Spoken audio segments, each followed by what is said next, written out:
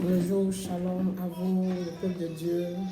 Je bénis le nom de Jésus-Christ encore ce matin qui me fait la grâce de pouvoir partager ce message avec vous. Je veux vraiment vous dire merci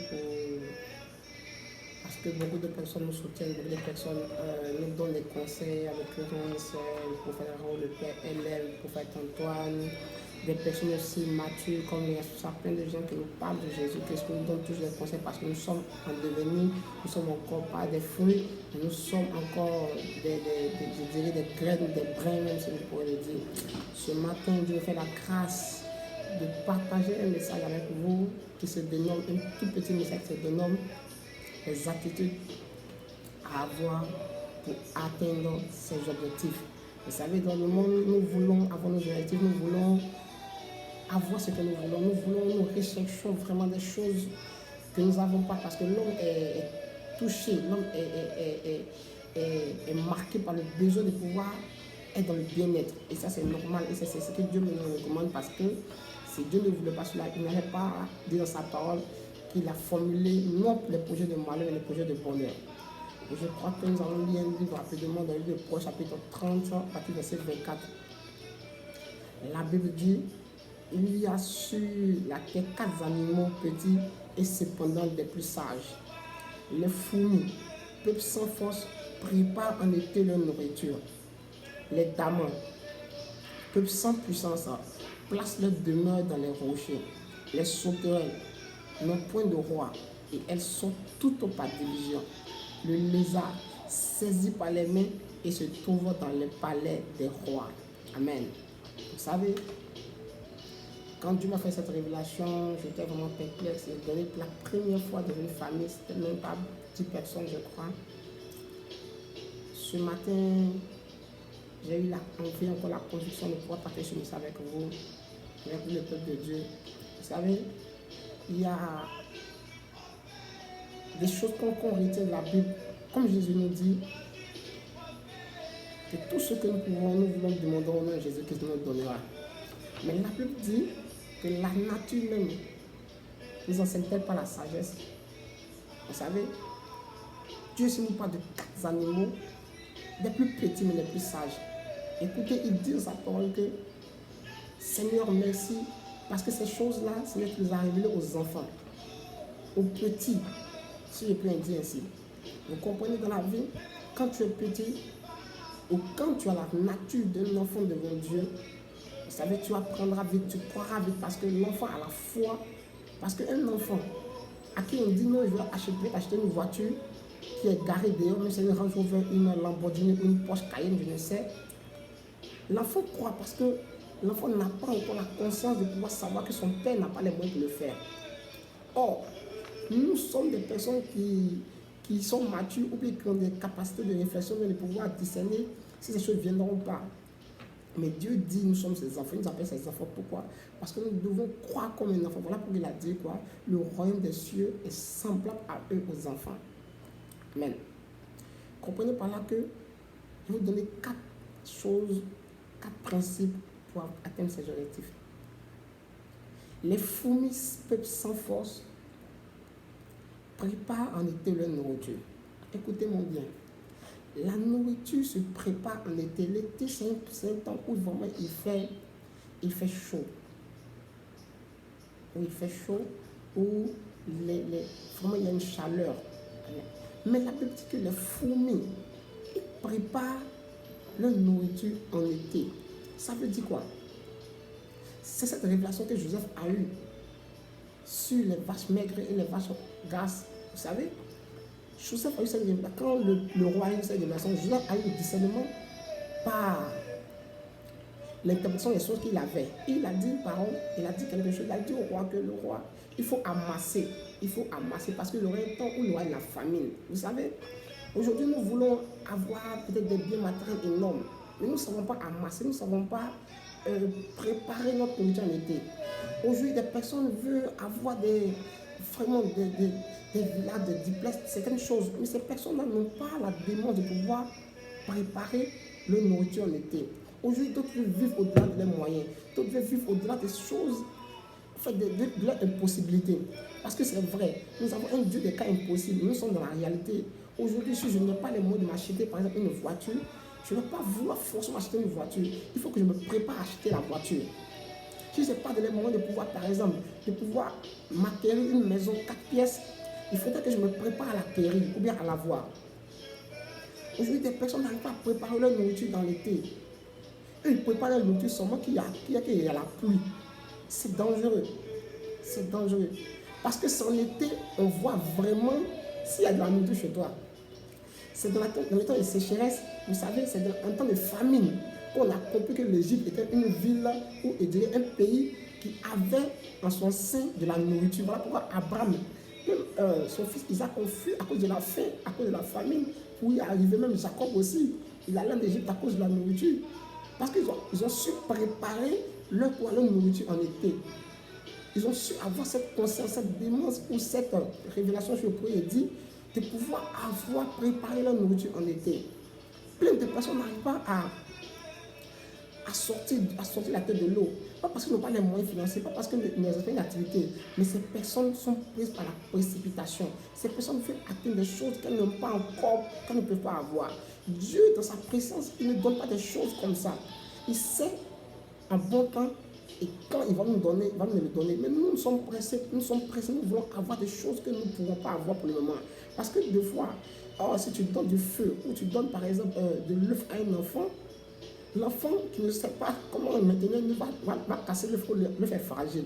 Peut-être l'œuf est important pour toi, le père qui a donné l'œuf à l'enfant. Mais l'enfant n'a pas la conscience qu'un œuf est fragile, qu'un œuf on ne l'attrape pas comme les autres choses, un œuf on ne le lance pas par terre. Parce que c'est casse et l'intérêt se répand. Vous comprenez? Voilà pourquoi aujourd'hui, je veux encourager des personnes qui veulent vraiment atteindre leur objectif, qui veulent vraiment rentrer dans certaines grâces, dans certaines choses, dans certaines visions, de certains projets. D'abord, il faut quoi? De concevoir et de se préparer. Au moment où on n'a pas, on ne prépare pas une entreprise qu'on a de l'argent. On ne prépare pas un mariage qu'on a de l'argent. On ne prépare pas le fait d'avoir une maison qu'on a de l'argent. Non, on le prépare, on le conçoit. La conception, c'est de faire quoi? C'est de l'avoir en esprit d'abord. Et après, on le matérialise au fil du temps. Amen. C'est fou, il nous enseigne ici, la Bible dit un peuple sans force. Mais il nous enseigne quoi? Il nous enseigne vraiment un principe de la vie qui est la préparation. Qui est la préparation. Amen. Donc préparons-nous vraiment. Vous savez, on ne se lève pas un jour pour dire que le mari va échouer. On ne se lève pas un jour pour dire que je vais faire une société, la société va échouer, va tomber en faillite. On ne dit pas qu'aujourd'hui je vais me lever et je vais partir par exemple dans une ville quelconque. Vraiment, tu vas avoir des obstacles sur la route. Tu vas avoir des obstacles sur la route. Parce que déjà, quand tu veux faire un long voyage, ou quand tu veux faire un voyage, par exemple, si tu es véhiculé, tu dois préparer, tu dois savoir est-ce que l'eau est déjà là. Est-ce que le carburant vraiment peut parcourir la distance la distance que je vais parcourir. Est-ce que je peux avec ma voiture, est-ce que j'ai toutes les possibilités avec ma voiture de pouvoir parcourir? Quand tu te rassures, maintenant que ces choses-là sont là, tu prends la route, peut-être tu commences à partir. C'est ce qu'on appelle la préparation. Amen. Comprenez que nous devons nous préparer à toutes choses. Alléluia. On va parler des damans. Les damans, un peuple sans puissance. Vous voyez, la Bible dit un peuple sans puissance. Place leur demeure dans les rochers. Les damans, ils sont comme des lapins, mais qui ont des coups d'oreilles. Vous savez, ils ne sont pas forts. Ils sont petits. On peut les écraser à n'importe quel moment. Mais la Bible dit quoi? Qu'ils placent leur demeure dans des rochers. Sur qui tu comptes, sur quoi tu comptes pour pouvoir projeter. Vous savez, dans l'autre côté, j'en ai été victime, je suis victime. Aujourd'hui, on nous assaille pour rentrer dans des sectes, vraiment, parce que là-bas, ils ont leur demeure, ils ont leur rocher, ils savent c'est quoi s'appuyer.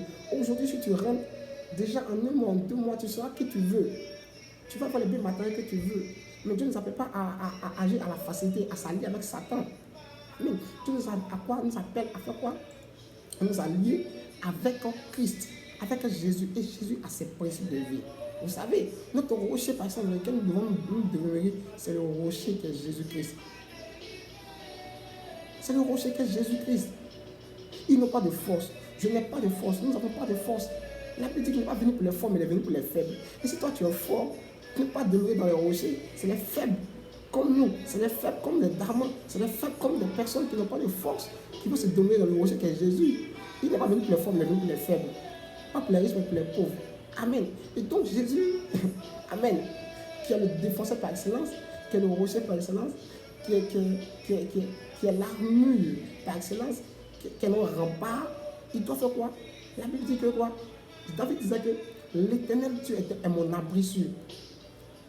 En quoi te confies-tu? En quoi mets-tu tes rochers? En quoi confies-tu tes projets? Parce que les projets, on les conçoit, et après qu'on les conçoit, il faut les mettre à quelque part. Pour pas que le projet soit volé, pour pas que le projet quoi, soit volatile ou s'en aille. Vous comprenez? Aujourd'hui, des personnes perdent. Je dirais, ils perdent des grâces, ils perdent des situations, ils perdent des batailles parce qu'ils se confient en quoi? En des personnes à qui ils ne doivent pas se confier. Comme un homme me disait, à qui as-tu dit ton secret? Vous savez, on doit se confier en Dieu, comme la Bible le recommande, confie tes projets à l'Éternel Dieu et ces projets réussiront. Vous savez, nous nous confions quoi? À des personnes qui n'ont même pas encore réussi, ou bien qui n'ont même pas encore, qui ne sont pas sortis de l'eau, qui n'ont pas eu d'expérience. Or, je dirais, même si ces personnes ont eu des expériences, ces personnes ont eu des échecs, une personne qui n'a pas eu d'échec, une personne qui a vécu toutes ces expériences avant nous, elle vit encore, mais la personne n'a jamais échoué, c'est Jésus-Christ. Le rocher ici, c'est Jésus. Il faut, c'est quoi tu as présenté, tu as préparé. Il faut présenter ça à Dieu. Il faut présenter cela à Dieu. Il faut mettre cela dans le rocher. Et ensuite, le rocher du rocher va sortir forcément de l'eau. Forcément sortir de l'eau. Tu vas être une personne qui va vraiment jouir des grâces de Dieu. Parce que tu t'es confié en Dieu. Mets Dieu devant toutes choses. Confie-toi en Dieu. Fais de Dieu ton rocher, ton abri sûr. Tu verras que tous tes projets seront sécurisés. Amen. Ces projets seront sécurisés. Tout au fond, on va des marabouts. Pourquoi? Pour avoir des choses. Mais le diable, comme on le dit toujours, qui nous donne avec la main droite, il répond avec la main gauche. Comprenez que aujourd'hui, nous sommes pris par la précipitation. Nous voulons avoir des choses rapidement. Mais Dieu n'est pas un Dieu micro-ondes. Dieu n'est pas un Dieu micro dans lequel, dans laquelle on met, je dirais dans lequel on met, excusez-moi, un verre d'eau, ou bien on met une tasse d'eau, puis en 2 minutes ça chauffe. Non, non, non. Dieu, il est comme le charbon de bois. Je dirais même moins que ça. Comme le soleil. Regardez, si vous mettez comment dirais-je, une tasse d'eau, par exemple, sur une pierre au soleil, ça prend du temps pour chauffer. Or, dans le micro-ondes, c'est rapide. Même c'est rapide, vous comprenez? Et comprenez par là que des personnes aujourd'hui sont des personnes micro-ondes. Dès qu'elle voit, elle veut percevoir. Dès qu'elle voit, elle veut avoir. Dès qu'elle voit, non, mais Dieu, donc, non, Dieu n'est pas comme ça. Dieu n'agit pas comme ça. Dieu agit par principe, par temps et par ordre. Alléluia. La Bible dit quoi? Qu'un jour devant ses yeux est comme 1000 ans à nos yeux.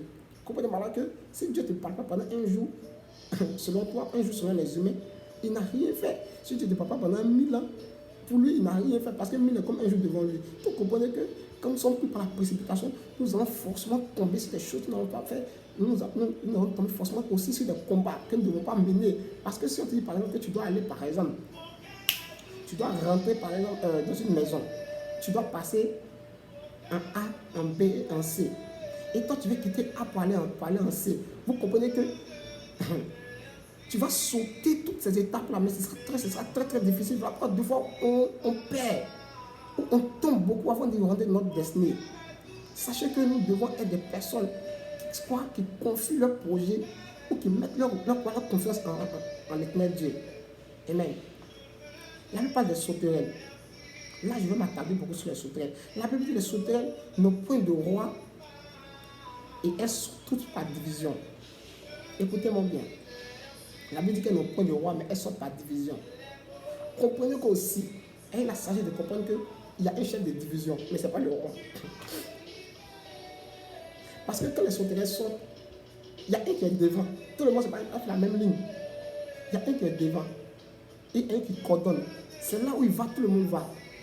Ce n'est pas le roi. Tout le monde est pareil. Mais ils ont un chef de division.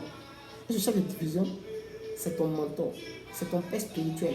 Et la Bible dit que dans Josué chapitre 1, verset 1, comme vous lisez, la Bible dit quoi? Josué. Il dit quoi? Josué. Mais il dit Josué, serviteur de Moïse et Moïse serviteur de l'éternel Dieu. Ça veut dire quoi? Ça veut dire que Moïse était serviteur de l'éternel Dieu. Josué aussi l'était. Mais Josué était le serviteur de quoi? De Moïse. Amen. Maintenant, ils travaillent tous pour le même Dieu. Mais il y a un qui était pour le supérieur. Aujourd'hui, qui est ton supérieur? Qui est ton mentor? Qui est ton chef de division? C'est vrai, tu peux dire ta onction. Tu peux dire par exemple que tu as de l'argent ou tu as des principes de base. Mais mon frère, quand tu veux être un directeur, il faut quoi? Il faut avoir la mentalité de directeur. Il faut avoir des directeurs pour te coacher.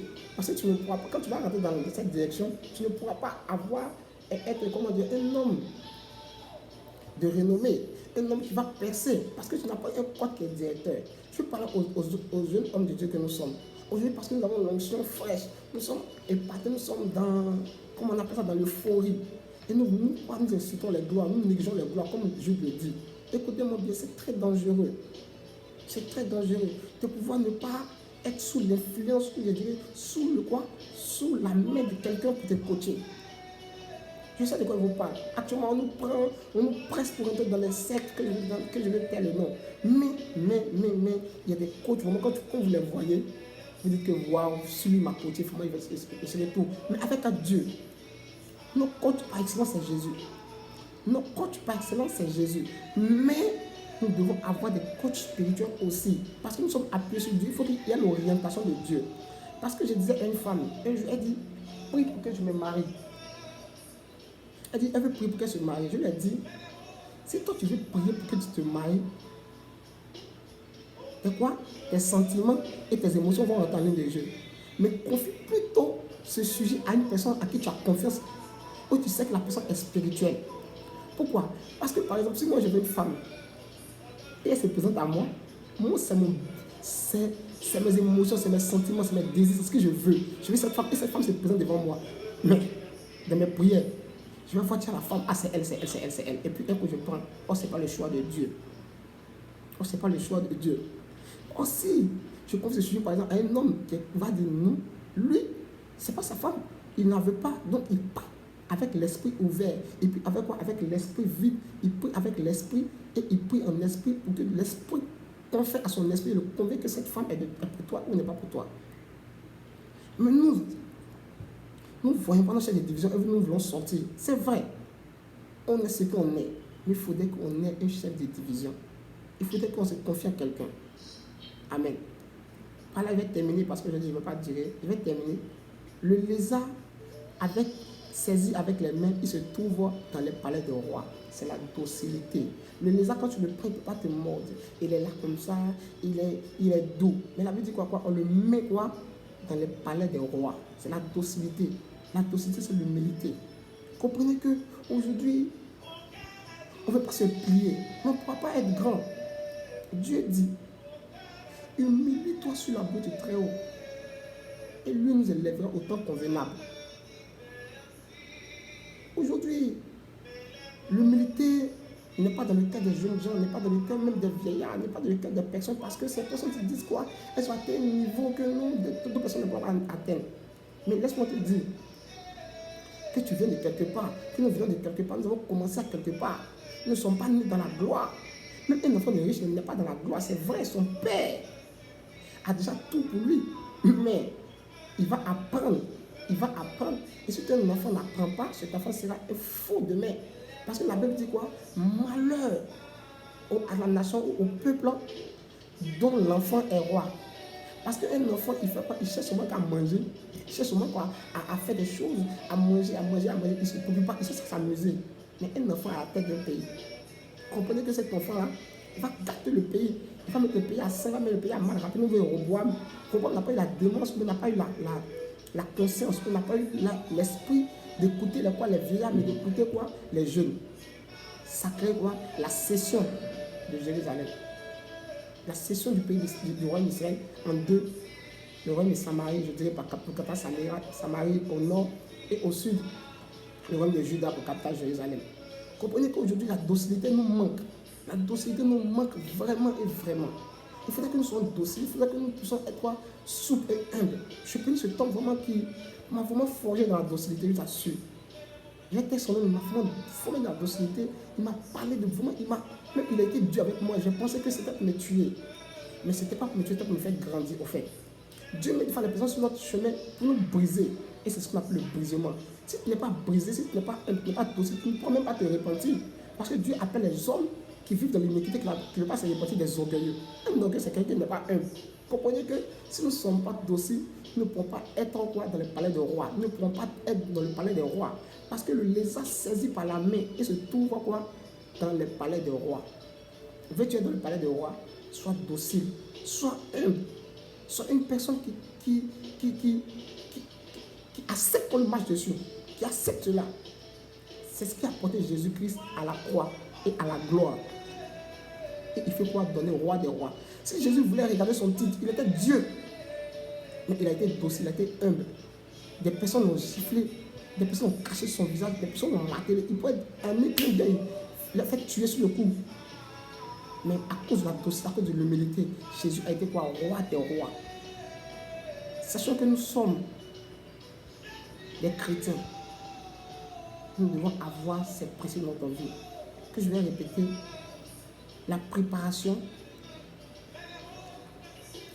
se confier en Dieu, après, être quoi?